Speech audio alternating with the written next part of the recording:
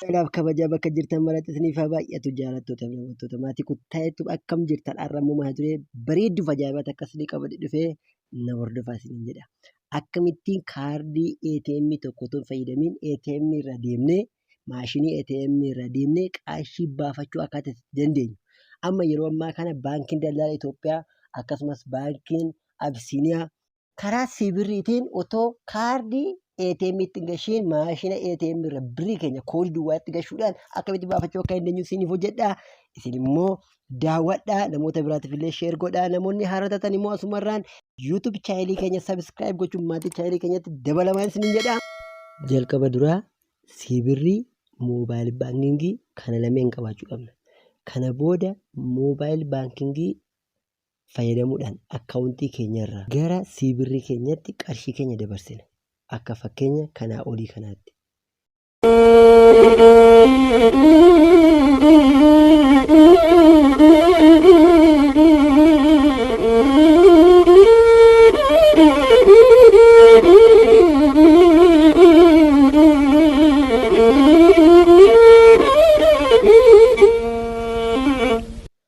Achii booda moobaayil baankingii irraa gara siibirriitti qarshii keenya eega dabarfanne booda karaa istaar 847tiin gara siibirrii keenya seenu.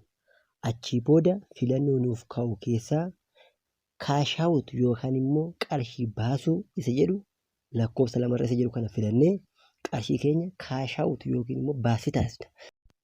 Malli tokkoffaa kun karaa ATM maashiniitiin birra achirraa baafachuudha.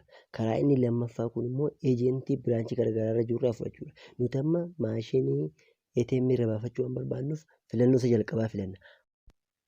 Asirratti wanti hubachuu qabdan qarshii ofii keenyas baafachuu yookiin immoo siibirrii nama biraarratti dabarsinee namni biraa akka baafachuu gochuu waan danda'amuuf inni jalqabaa lakkoofsi qabarri jiru ofii keenya baafachuuf seelfii isa jedhutti dabarsinaa.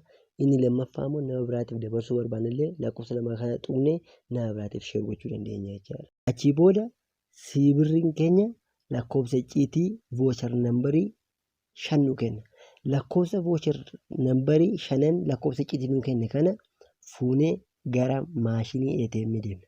Achii booda kinoo akka viidiyoo kanatti taanu kanaatti filannoo kaardilees jedhu kana filanna. Withdraw godhi yookiin immoo qarshii baase kan jedhu tuqna. Lakkoofsa bilbilaa nu gaafata. Lakkoofsa bilbilaa keenya gashina. Achi booda lakkoofsa icciitii yookiin voochar nambarii jalqaba duraa karaa siibirriitiin nuuf kenname sana itti goonna. Kana booda qarshii dura karaa siibirriitiin namni nu erga yookiin ofii keenya kaashaawut goonee baafanne sana fuunee amma isaa ammoo hundi isatti gashina. Achi booda lakkaa'ee nuu kenna dhugaa.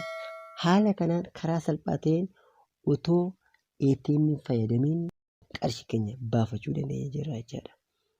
Daawwattoota keenya barumsa keenya irraa waan isin fayyadu akka argattan abdiin qaba.